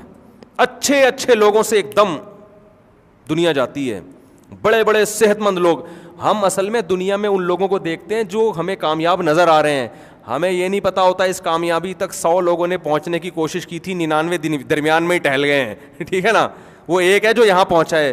تو ہم اپنے آپ کو اس ایک خوش قسمت میں سمجھ رہے ہوتے ہیں. جیسے علی سکپارہ نے کتنے سارے ماؤنٹین کو عبور کیا نا, K2 پر جب پہنچا تو کیا ہو گیا؟ انتقال ہو گیا. کیا یہ دنیا نے دھوکہ دیا کہ نہیں دیا؟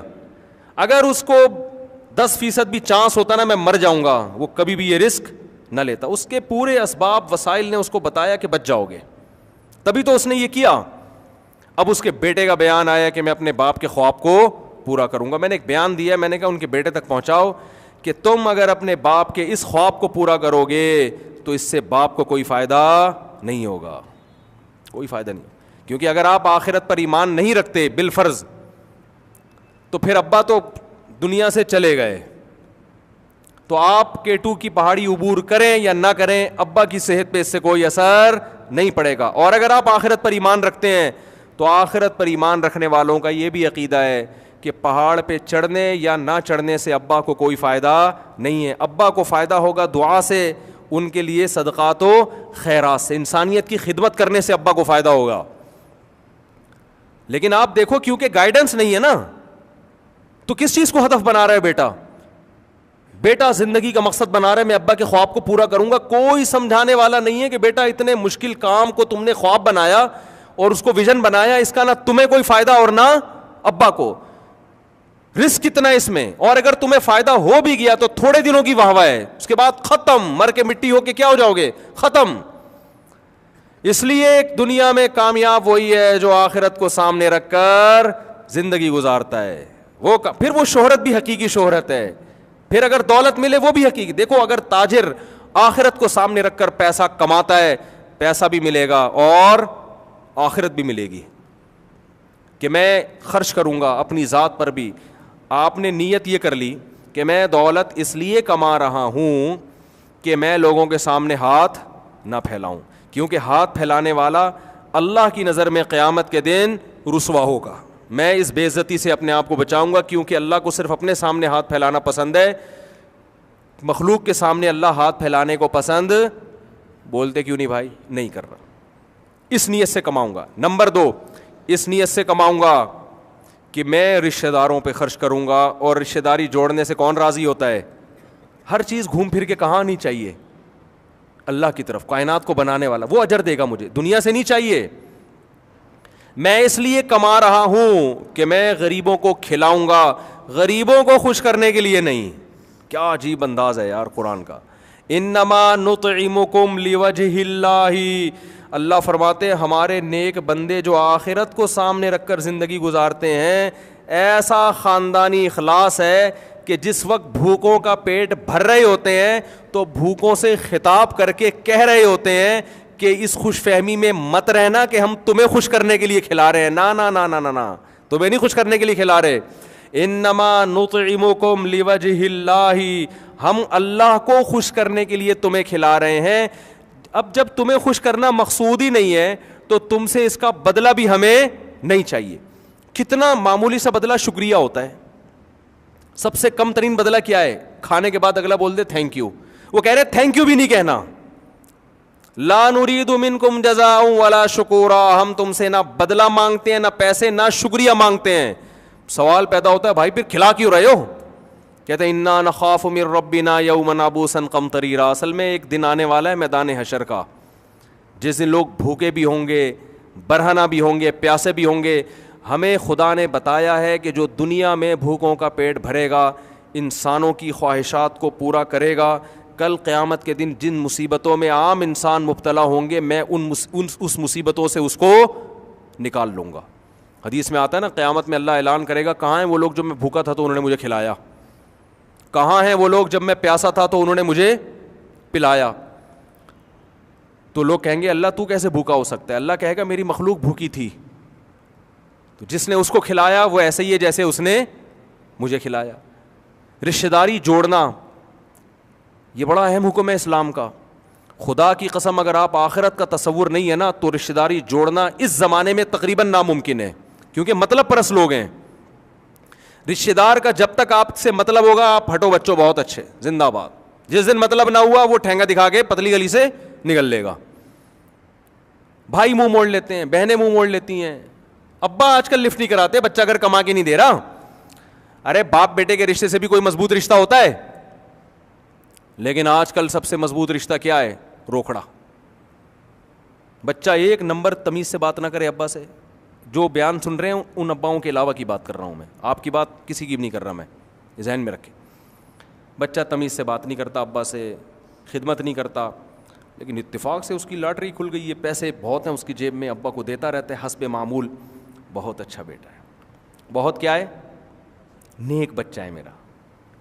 چرس پیے, نماز نہ پڑھے, ابا سے بدتمیزی بھی کرے, کوئی بات نہیں بھائی, پیسے کس کے پاس ہیں. اور ایک بچہ بیچارہ نیک ہے, اس کی قسمت کے وہ کاروبار چلتا نہیں ہے, جس کاروبار میں ہاتھ ڈالتا ہے وہ کام کیا ہو جاتا ہے, ڈوب جاتا ہے. وہ جاب مل نہیں رہی, اس کا قصور نہیں ہے, لیکن وہ بیچارہ پاؤں دبا کے ابا کو خوش کرنے کی کوشش کر رہا ہے. ابا اس سے خوش نہیں ہوتے, تانے دیتے رہتے, کم وقت کماتا نہیں. ایسا مارکیٹ میں چل رہا ہے. جو آپ لوگوں کے علاوہ کی بات کر رہا ہوں, آپ اپنی انسلٹ محسوس نہ کریں یار, ہم کیسی باتیں کر رہے ہیں, ہمیں سامنے بٹھا کے شرمندہ کر رہے ہیں. میں نے پہلے بتا دیا میں آپ لوگوں کے علاوہ کی بات کر رہا ہوں. تو حالانکہ بیٹا تو آپ کا کی اولاد ہے نا بھائی, اگر وہ بیچارہ نہیں کما سکتا, بعض لوگوں کا دماغ ہی نہیں چلتا بزنس میں, کوئی بات نہیں یار, بیٹا میرا تم سے رشتہ اس لیے تھوڑی ہے کہ تم کما کے کھلاؤ گے, نہیں بھی کھلاؤ, اولاد ہو میری تم. تو رشتہ داری جوڑنا اس زمانے میں اگر اللہ کا خوف نہ ہو تو کیا ہے, ناممکن. آپ کو رشتہ داروں کے ساتھ اچھے سلوک کا آؤٹ پٹ نہیں ملتا. یہ بتا دوں آپ کو میں, یہ کام وہی کرے گا جو رشتوں کو جوڑتا کس کے لیے, بولو نا یار کیا ہو گیا, اللہ کے لیے. وہ بھائی سے تعلق اچھا رکھے گا, بھائی کا اس سے اچھا تعلق نہیں بھی ہے, یہ گفٹ دیتا رہے گا اس کو. بھائی ہم کس کے لیے کر رہے ہیں, اللہ نے حکم دیا رشتے کو جوڑو, بس ختم ہو گئی بات. سل من قطع کا, نبی نے فرمایا جو توڑتا ہے اس سے جوڑو. یہ بڑا مشکل کام ہوتا ہے کہ یار ادھر سے تو کوئی رسپانس ہی نہیں مل رہا اور ہم جوڑیں, تو بھائی جوڑنا ہے. آپ کا جب بلڈ ریلیشن ہے تو آپ کو کیا کرنا ہے, رشتے جوڑ کے رکھنے ہیں آپ. ہاں ایک بات میں کہتا ہوں کہ اتنا جوڑنے کی کوشش کے جڑنے کے بجائے اور توڑنا ہی شروع ہو جائے. بعض لوگوں کے مزاج ایسا ہوتا ہے, آپ دو محبت کے بول بولیں تو آگے سے اینٹ کا جواب پتھر سے دیتے ہیں وہ, تو اس میں جتنا چپکو گے نا بجائے فائدے کے الٹا کیا ہوتا ہے, دشمنیاں بڑھتی ہیں. تو اس میں ہم لوگوں کو کہتے ہیں تھوڑا سا ریزرو رہو. مزاج ایسا ہوتا ہے نا کہ ہم کہتے ہیں تھوڑا ریزرو رہو. ویسے پیسوں کے ذریعے, ہدیے کے ذریعے تعاون.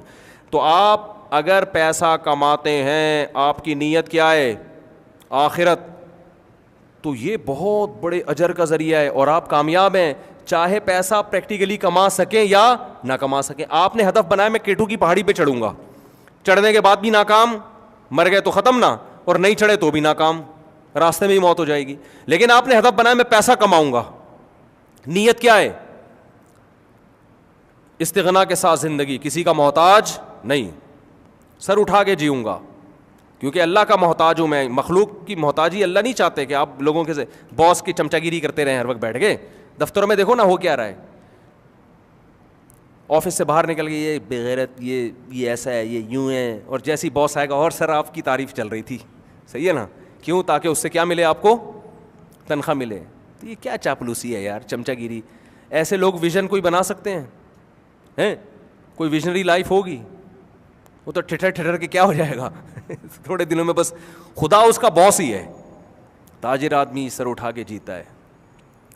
ایک صاحب نے کہا میرے بیٹے نے سی اے کیا ہے اور اتنی ہزاروں کی مٹھائی خرید کے دل پسند والوں سے بانٹی.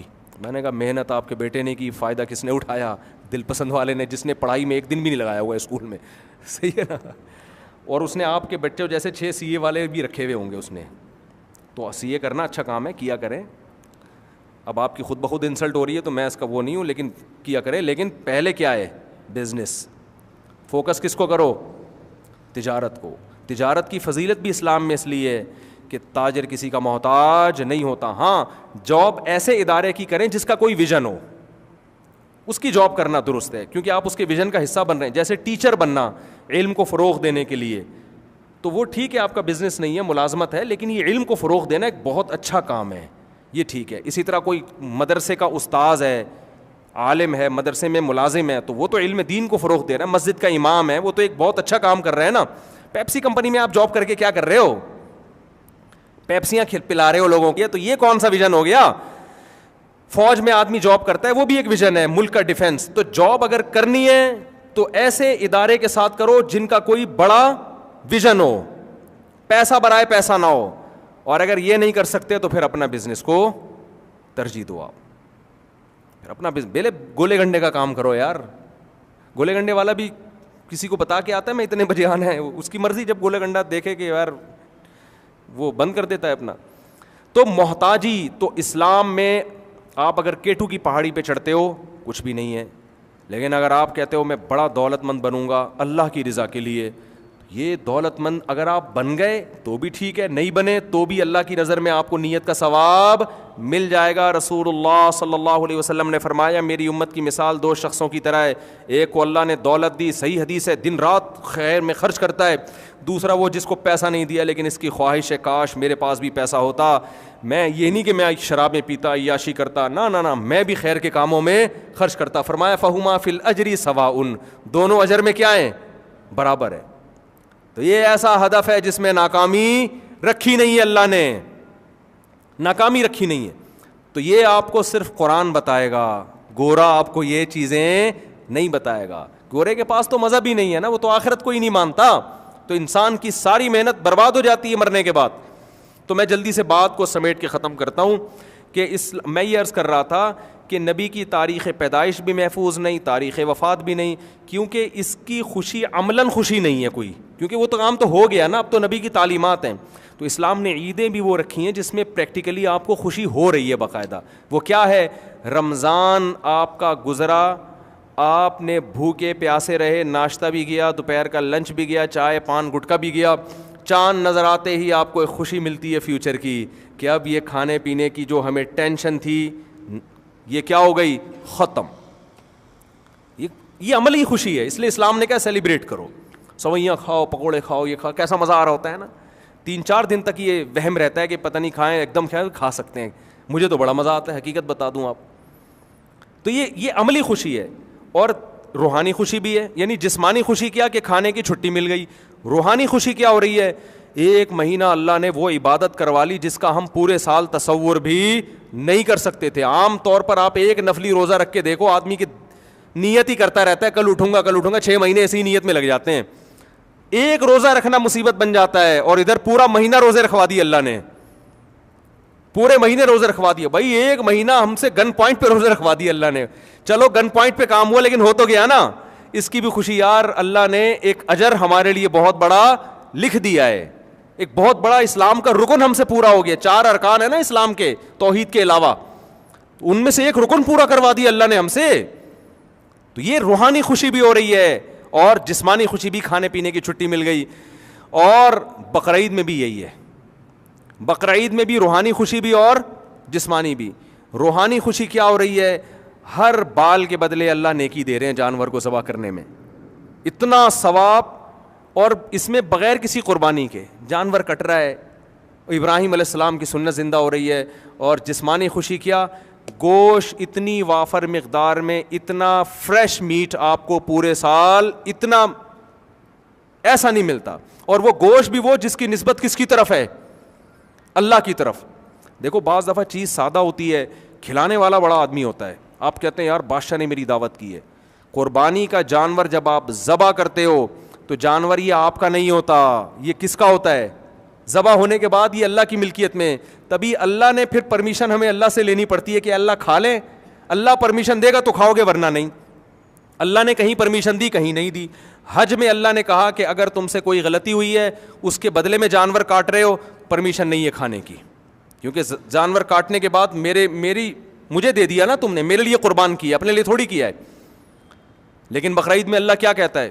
کاٹ لیا، میرے لیے کاٹا ہے، میری طرف سے اجازت ہے، کھاؤ. کلوا منہا واطعموا البائس الفقیر، خود بھی کھاؤ اور پبلک کو بھی کھلاؤ اس میں سے. تو اللہ کی تبھی اس دن روزے کو حرام کر دیا نا، کہ اللہ دعوت کر رہے اور آپ نے اس دن روزہ رکھا ہوا ہے. آپ کے ابا نے آپ کو چائے پہ بلایا، یا بیگم نے آپ سے کہا تھا کہ بھئی کل صبح ناشتہ میری امی کے یہاں کریں گے اور بڑا مزہ آئے گا، اسی دن آپ نے روزہ رکھ لیا، تو بیگم کو غصہ آئے گا کہ نہیں آئے گا؟ تو اللہ کو بھی غصہ آئے گا کہ آج میں نے تم لوگوں کی دعوت کی اور کمبختو تم روزہ رکھ کے بیٹھے ہوئے ہو آج کے دن. تو یہ بھی خوشی ہوتی ہے یار، یہ عام گوشت نہیں ہے، یہ کون کھلا رہا ہے؟ اور کھلا بھی دال چاول نہیں رہا، دمبے کھلا رہا ہے، اونٹ کھلا رہا ہے، بکرے کھلا رہا ہے. تبھی تو میں چکن کا قائل نہیں ہوں. اگر اللہ ضیافت کرتا نا مرغیوں کی، ہم کہتے ہیں مرغی کا گوشت بھی بڑی چیز ہے بھائی، اللہ بقرعید میں کیا کھلاتا ہے؟ آخری بات ہے، بس بیان ختم ہو رہا ہے. اللہ کیا کھلا رہا ہے بقرعید میں؟ چکن کھلا رہا ہے اپنے بندوں کو. بھائی بقرعید عید ہے نا, تو اللہ کھلا رہا ہے, کہتا 100 مرغیاں قربان کرو, چکن کھاؤ. اللہ نے کہا نا نا نا نا نا. اگر اللہ فش کھلاتا کہ اس دن آج 100 کلو فش خرید کے میرے لیے گویا صدقہ کر دو اور پھر خود بھی کھا لو, تو بھی ہم کہتے فش کیا ہے, بہت بڑی چیز ہے, کیونکہ اللہ نے پورے سال اللہ کی دعوت صرف 3 دن ہوتی ہے بقرعید میں, اور روزہ تو 4 دن حرام ہے, تو 4 دن دعوت ہے. تو اس میں اللہ اگر دال چاول کھلا دیتا, یا جو ویجیٹیرین ہے نا ہندو, اللہ کہتا اس دن تم سموسے کھاؤ, ہم کہتے اللہ کی نظر میں کس کی ویلیو ہے, بولتے کیوں نہیں یار سموسے کی. اللہ نے کہا نا نا نا نا نا. اگر ہم نے تمہیں کہا سبزیاں کھاؤ اس دن, جیسے بعض لوگوں کا نا تہواروں میں وہ سبزیاں کھا رہے ہوتے ہیں مختلف قسم کی, پھل کھا رہے ہوتے ہیں, پھل بھی نہیں. اللہ جب دعوت کرے گا تو کیا کھلائے گا, گوشت. اس میں اللہ نے بزبان حال بتا دیا ہے کہ میری نظر میں انسان کے لیے جو سب سے بہترین خوراک ہے وہ کیا ہے. یار بولنے پہ کیا ہو گیا, گوشت نہیں کھاتے نا تبھی تو آواز نہیں نکل رہی. وہ کون سی خوراک ہے, گوشت. میں جب دعوت کروں گا تو کیا کھلاؤں گا, گوشت. نمبر 2, گوشت میں بھی فش نہیں, گوشت میں بھی مرغی نہیں, دمبا, بکرا, اونٹ یا بچھڑا, گائے. اس سے پتہ چلتا ہے یہ 4 قسم کے گوشت یہ انسانی صحت کے لیے دوسرے جانوروں کی نسبت بہت زیادہ مفید ہیں, کیونکہ اللہ ضیافت میں کم چیز کی سلیکشن نہیں کرے گا. تو میں بچپن میں 15 سال تک میں نے گوشت نہیں کھایا ہے, پھر میں نے اپنے آپ کو گوشت کھانے کا یہی سوچ کے عادی بنایا کہ اللہ کی طرف سے جتنی دعوتیں ہوتی ہیں ان میں گوشت ہی ہوتا ہے. اللہ کی طرف سے کتنی دعوتیں ہوتی ہیں پتہ ہے آپ کو, نمبر 1 بقرعید کی دعوت, یہ اللہ کی طرف سے, اس میں کیا ہے, اللہ کی طرف سے اللہ کے حکم پہ, اس میں کیا ہے, گوشت ہے, اور گوشت بھی ریڈ میٹ ہے, وائٹ میٹ نہیں ہے. دوسری دعوت اسلام میں عقیقے کی, بچہ پیدا ہو جائے تو حدیث میں آتا ہے کیا کاٹو, مرغیاں کاٹو. ابے کیا ہو گیا, ہم عقیقہ جو کرتے ہیں, جو بچے کی پیدائش پہ فیملی پلاننگ والوں کو منہ چڑھانے کے لیے جو ہم دعوتیں کر رہے ہوتے ہیں, فیملی پلاننگ والے کو تو کہتے ہیں 8واں بچہ پیدا ہو گیا, ہائے دنیا میں غربت. ہم کہتے ہیں ابھی تو ہم غربت بڑھائیں گے, 2 بکرے اور کٹیں گے, ٹھیک ہے نا. 12ویں بچے پر بھی 2 بکرے ہیں. اس سے پتہ چلتا ہے کہ 12واں بچہ بھی گاڈ گفٹیڈ ہے, اور اللہ کہہ رہے اس میں غم نہیں منانا بلکہ اس میں خوشی میں بکرے کاٹ کے پبلک کو کھلانا بھی, خود بھی کھانا ہے, سیلیبریٹ کرنا ہے اس کو. لیکن سیلیبریٹ میں کیک نہیں کٹے گا, کیک تو گورے کھاتے ہیں, کوئی کھانے کی چیز ہے کیک.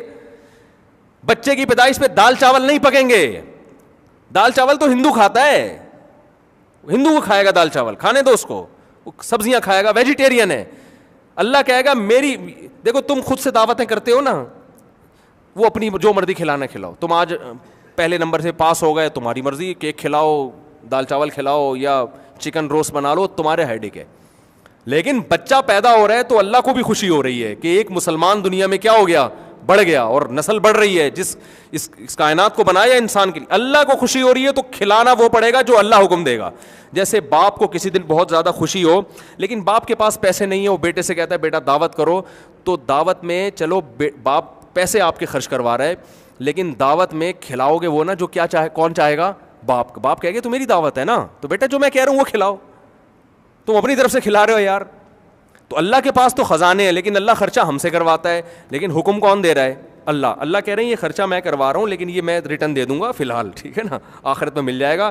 تو بچہ پیدا ہوا ہے تو کیا کٹے گا, مچھلی نہیں کھلانی, اور چکن نہیں کھلانا, دیسی مرغے بھی نہیں کھلاؤ گے تو کیا, بکرا یا اونٹ. عقیقے میں بکرا چلتا ہے, اونٹ چلتا ہے, دمبے چلتے ہیں, گائے چلتی ہے, بچھڑا چلتا ہے, لڑکے پہ 2 لڑکی پہ 1.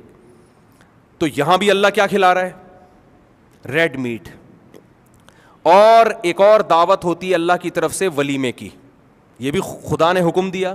نبی صلی اللہ علیہ وسلم نے فرمایا کہ جو ولیمہ کی طرف بلائے اور دعوت قبول نہ کرے ولیمے کی, اس نے اللہ اس کے رسول کی نافرمانی کی. اتنی اہم دعوت ہے.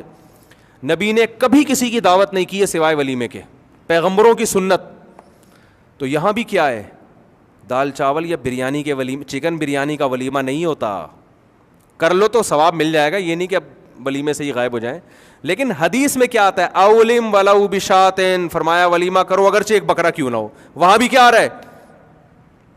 تبھی علماء, بعض علماء کا یہ قول ہے کہ اگر آپ جانور ذبح کرتے ہو نا بقرعید کا, تو اس میں 3 نیتیں ہو سکتی ہیں.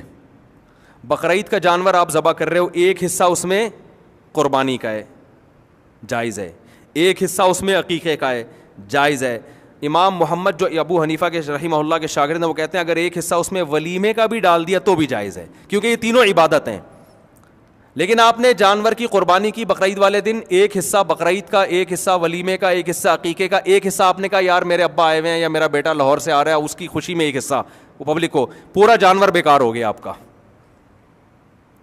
بیکار کا مطلب گوشت تو حلال ہے لیکن وہ نہ بقرعید ہوئی اس میں, یعنی بقرعید کا پھر وہ قربانی نہیں کہلائے گی, کیونکہ آپ نے ایک حصہ اس میں ایسا ڈال دیا جس میں عبادت کا عنصر نہیں ہے. وہ تو آپ کی اپنی خوشی ہے, عبادت کا عنصر نہیں ہے. عبادت کا عنصر 3 قسم کے دعوتوں میں, ایک ولیمے میں, ایک عقیقے میں, اور ایک جو بقرعید کو ہم جانور ذبح کرتے ہیں اس کھانے میں بھی عبادت کا عنصر ہے. تو ایک جانور پورا یا تو بطور عبادت کٹے گا یا پورا بغیر عبادت کے طور پہ. ایسا نہیں ہو سکتا کہ آدھا حصہ عبادت کے طور پہ آدھا حصہ بغیر عبادت کے, یہ نہیں ہو سکتا. تو میں یہ سوچتا تھا کہ یار اس کا مطلب ہے کہ اسلام گن پوائنٹ پہ ہمیں ریڈ میٹ کھلا رہا ہے, صحیح ہے نا؟ تو مسلمان ویجیٹیرین ہو ہی نہیں سکتا. آپ کہو گے ڈاکٹر صاحب کوئی بیٹھے ہوئے ہوں گے یار یہی تو مسئلہ ہے, ریڈ میٹ کھلا کھلا کے لوگوں کو ہارٹ پیشنٹ بنا دیا. تو ہارٹ پیشنٹ اس لیے بن گئے ہیں کہ گوشت کھا رہے ہیں, کام بھیڑوں والے اور دمبے والے کر رہے ہیں, کام وہ کر رہے ہیں جو ویجیٹیرین کے ہوتے ہیں. نہیں آ رہی بات, میرا خیال ہے سمجھ میں. کام وہ کر رہے ہیں جو گوشت خوروں کے, یعنی آدھا اسلام لے رہے ہیں نا, گوشت اسلام سے لے لیا ریڈ میٹ, لیکن آگے بھی بہت ساری چیزیں جو اسلام کا حکم ہے, گھڑ سواری اور تیراکی, میدان جنگ میں لڑنا, 4 شادیاں معذرت کے ساتھ نکل نہیں رہا تھا منہ سے, لیکن اب کیا کریں یار, یہ بھی تو اسلام میں ہے نا, ہندوؤں میں تھوڑی ہے, عیسائیوں میں تھوڑی ہے. تو میدان جنگ میں بہادری کے جوہر دکھانا, ورزش, یہ سارے جو محنت مزدوری والے کام ہیں, نبی صلی اللہ علیہ وسلم نے فرمایا طاقتور مومن اللہ کو کمزور سے زیادہ محبوب ہے. تو یہ والے کام ہم کہاں سے لے رہے ہیں؟ یہ اسلام سے نہیں لے رہے. تو وہ جب آدھا حکم اسلام کا لیں گے آدھا نہیں لیں گے تو اس کے سائڈ افیکٹ تو بہرحال ظاہر ہوں گے. تو ہمارے حضرت فرمایا کرتے تھے یا تو گوشت کھانا چھوڑ دو بھائی, اور اگر گوشت کھا رہے ہو تو پھر وہ کام کرو جو گوشت خوروں کے ہوتے ہیں. جتنے جنگل میں جانور گوشت خور ہوتے ہیں ان کی ایکٹیویٹیز میں بڑا فرق ہوتا ہے, اور جو ویجیٹیرین ہوتے ہیں ان کی ایکٹیویٹیز اور طرح کی ہوتی ہیں. بکریاں اور ہرن سبزیاں کھاتے ہیں, وہ چنگھاڑتے نہیں ہیں, وہ بھاگنے کو زیادہ فوکس کرتے ہیں, ٹھیک ہے نا. کوئی ان کے پیچھے بھاگ رہا ہوتا ہے, وہ کہاں بھاگ رہے ہوتے ہیں؟ آگے آگے. شیر کیا کرتا ہے؟ گوشت کھاتا ہے. شیر ایسا نہیں ہے کہ کوئی اس کے پیچھے بھاگ رہا اور وہ آگے آگے بھاگ رہا ہو, شیر کسی اور کے پیچھے بھاگ رہا ہوتا ہے, کیونکہ گوشت کھانے والا وہ تو پلٹ بھی سکتا ہے, جھپٹ بھی سکتا ہے, چیر پھاڑ بھی کر سکتا ہے, تو وہ ملک کا ڈیفینس کر سکتا ہے. وہ ابھے نندن کو نیچے آنے کا مشورہ دے سکتا ہے. ابھے نندن کے میں خلاف نہیں ہوں, بڑے زبردست بیان کیا انہوں نے, سبزی کھا کے بھی اتنا اچھا بیان کیا, سلام ہے بھائی. وہ لوگ گوشت میرے خیال نہیں کھاتے, لیکن پاکستان کی بڑی تعریف کی ہے, پاکستان آرمی کی بھی, تو ابھی نندن کو کوئی میرا سلام پہنچا دے. میں حیران ہوں کہ سبزی کھا کے بھی ماشاءاللہ اتنا خاندانی بیان. لیکن بہرحال جب گوشت خور اور سبزی خور کا فضاؤں میں مقابلہ ہوگا تو غالب سبزی نہیں آئے گی, غالب کیا آئے گا؟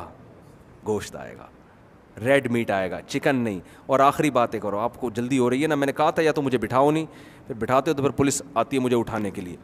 اور دوسری بات یہ ہے کہ گوشت خور اور سبزی خور کا جب بولنگ میں مقابلہ ہوگا تو بھی کون جیتے گا؟ گوشت خور. شعیب اختر کا نام اسپیڈ اختر بھی ہے نا, پیار سے اسپیڈ اختر. تو کسی نے انڈیا کے کسی کھلاڑی سے پوچھا تھا کہ اتنا فاسٹ بالر ہے, آپ کیوں نہیں اتنے فاسٹ بالر پیدا کرتے؟ تو انڈیا کے کوئی کھلاڑی کا نام مجھے یاد نہیں ہے, اس نے کہا تھا بھائی وہ گوشت کھاتے ہیں اور ہم کیا کھاتے ہیں؟ بولو نا, سبزی. ایک اور چٹکلا سنا دوں, بالکل فریش ہو کے گھر جائیں گے آپ لوگ. ہمارے ہاں اسلام اخبار نکلتا تھا کہ نکلتا ہے, میرا خیال ہے اب تک بھی نکل رہا ہے. تو مفتی ابو لبابہ صاحب اس میں رات کو نا اخبار میں جس دن نکلنا ہوتا تھا نا, صبح اتوار کو پوری ٹیم رات کو عملے کی بیٹھی ہوئی ہے, تو انتظامیہ سے کہا ہوا تھا کہ آج کام زیادہ ہوتا ہے تو کھانا اچھا ہونا چاہیے, گوشت ہونا چاہیے, کھانا اچھا ہونا چاہیے کیونکہ آج ورکنگ ڈے ہے تو اس میں کھانا ذرا تمیز کا ہونا چاہیے. ایک دن وہ انتظامیہ نے کیا کیا, صبح اخبار نکلنا ہے, کھانا ان کو کوئی دال چاول ٹائپ کی, میں دال چاول بہت شوق سے کھاتا ہوں لیکن ایک مثال دے رہا ہوں کہ وہ کہیں سبزی وبزی لا کے رکھ دی. صبح کیا ہوا ہے, اخبار جب مارکیٹ میں گیا ہے تو پرنٹ دھندلا, خبریں کیا آ رہی ہیں, دھندلی, نظر ہی نہیں آ رہی. اور وہ انتظامی حرکت میں, یار یہ کیا ہو رہا ہے. تو حضرت مفتی ابوالبابا صاحب میرے استاذ ہیں, انہوں نے فرمایا کہ جب دال کھلاؤ گے تو پرنٹ کیا آئے گا جب دال کھلاؤ گے تو پرنٹ کیا آئے گا بھائی, دھندلا آئے گا. تو پرنٹ اگر صاف نکلوانا چاہتے ہو تو جو ملازمین ہیں ان کو کیا کھلانا پڑے گا, گوشت. تو اگر آپ کو 4 شادیوں کا فلسفہ سمجھنا ہے تو اس کے لیے آپ کو کیا کھانا پڑے گا میرے بھائی, گوشت. پھر پرنٹ کیا آئے گا پھر پرنٹ دھندلا نہیں آئے گا.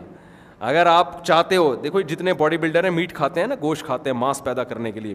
تو خیر یہ کہاں سے کہاں بات چلی گئی. تو اللہ تعالیٰ نے ہمیں جو دین اور مذہب دیا, اسلام دیا, تو میں آپ سے جو بیان لے کے چلا تھا بس اس کو ختم کرتا ہوں.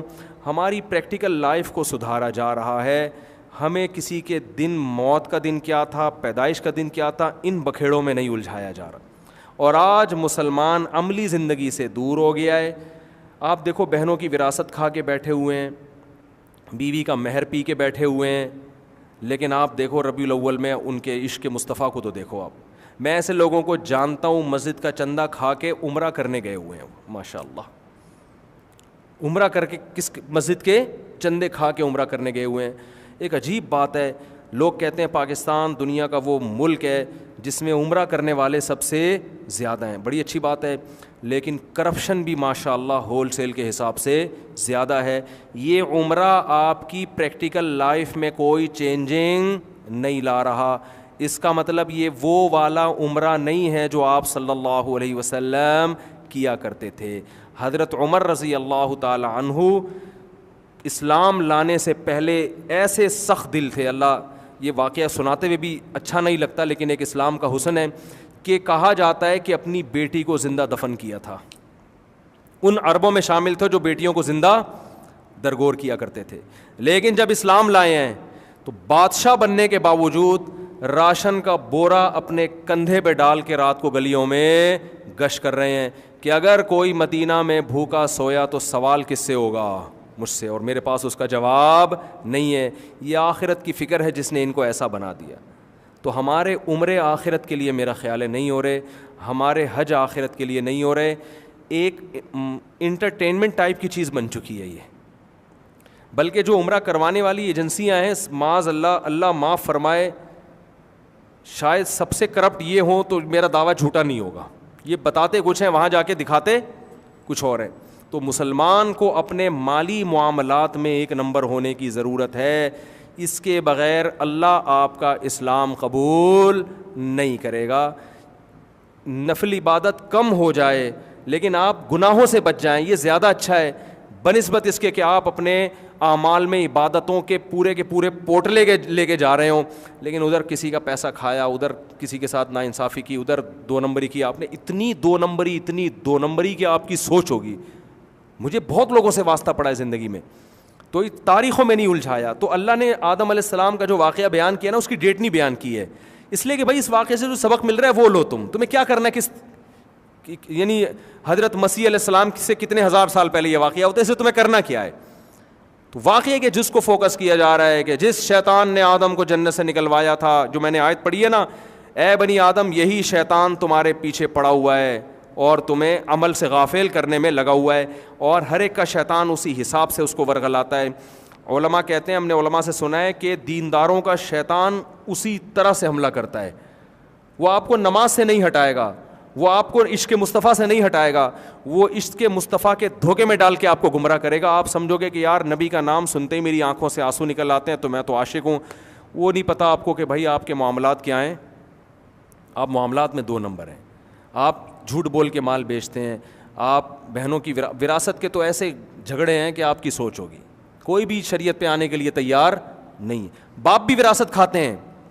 ابھی ایک کیس میرے پاس آیا کہ ماں کا انتقال ہو گیا, بچوں کی وراثت ہے نا, ماں کی ابا نہیں دے رہے. تو کیس میرے پاس آیا, بیٹا ابا سے کہہ رہا ہے ابا جو میرا حصہ بنتا ہے میں بالغ ہوں, مجھے دو. ابا کہہ رہے ہیں نہیں میں تمہارا باپ ہوں, میں زندہ ہوں. تو میں نے کہا باپ غلط کر رہا ہے بھائی. تو باپ کہہ رہے بھائی میں جب باپ ہوں تو میں ہوں نا. تو یہ بات اللہ کو معلوم نہیں تھی ہے؟ جب اللہ اس بیٹے کو ماں کی جائیداد میں حصہ دے رہے ہیں تو اس کا مطلب یہاں ظلم کون کر رہا ہے؟ باپ جو ہے وہ اللہ سے آگے نکلنے کی کوشش کر رہا ہے. تو جتنا باپ کا حصہ کتنا ہے؟ 1/4. اللہ نے کہا بیوہ کے مال میں شوہر کا حصہ کتنا ہے؟ 1/4. 3 حصے کس کے ہیں؟ بچوں کے ہیں. تو اللہ سے آپ آگے نکلنے کی کوشش کر رہے ہو. تو اسلام اتنا ہی استعمال ہو رہا ہے. اچھا وہ ابا جو ہے نا ویسے مفتیوں کے پاس جائیں گے کہ اولاد کو میرے حقوق سکھائیں. اولاد کو کیا سکھائیں؟ میرے حقوق, کہ ابا کی کیا حقوق ہیں, ابا سے اف بھی نہیں کیا جاتا اور ابا سے یہ بھی نہیں. تو میں نے ان کو پیغام بھجوا دیا کہ ابا کے ساتھ اف کرنے کی اجازت نہیں ہے, لیکن ابا کو بھی بچوں کا مال کھانے کی اجازت نہیں ہے. یہ بچوں کا ہے, یہ ابا کا نہیں ہے. یہی کام ابا کے مرنے کے بعد اماں کر رہی ہوتی ہیں. وہ کہتی ہیں جب تک میں زندہ ہوں اس گھر کے ٹکڑے نہیں ہوں گے. اب بھائی اماں آپ 20 سال کے بعد اگر دنیا سے گئیں تو یہ بچے آج یہ پیسہ بزنس میں لگا کے 20 سال بعد کہاں پہنچے ہوئے ہوں گے؟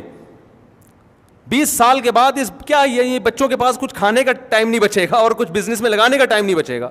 ایک کیس میرے پاس آیا کہ وہ اماں نے قبضہ کیا ہوا تھا ساری وراثت پہ, اور وہ کہنی تھی میں جب تک زندہ ہوں کچھ نہیں ہوگا, اور میں ماں ہوں, میں بددعائیں دوں گی, میں یوں کروں گی. میں نے اس سے کہا, میں نے اس خاتون سے کہا, میں نے کہا دیکھیں آپ کے بچوں کی 24-25 سال ابھی ایج ہے, ابھی ان کے ہاتھ میں پیسہ آئے گا, یہ انویسٹ کریں گے, 10-20 سال میں کیا سے کیا کر جائیں گے, اور آپ کے مرنے کا اگر انتظار کریں گے تو یہ تو خود بڑھاپے کے قریب کھڑے ہوئے ہوں گے. تو اس پیسے سے ان کو جوانی تو گزر گئی بغیر پیسے کے, اب بڑھاپے میں انویسٹمنٹ کر کے ملے گا بھی کیا ان کو؟ کھانے کا ٹائم تو جوانی ہوتی ہے نا, جب دانت ہیں تو بادام کھاؤ گے نا. بادام ایسے عمر میں مل رہے ہیں جب آپ کے منہ میں دانت ہے ہی نہیں چبانے کے لیے. لیکن اماں کو کون سمجھا سکتا ہے بھائی, وہ بددعائیں دینے پر آتی ہیں, لڑنے پر آ جاتی ہیں.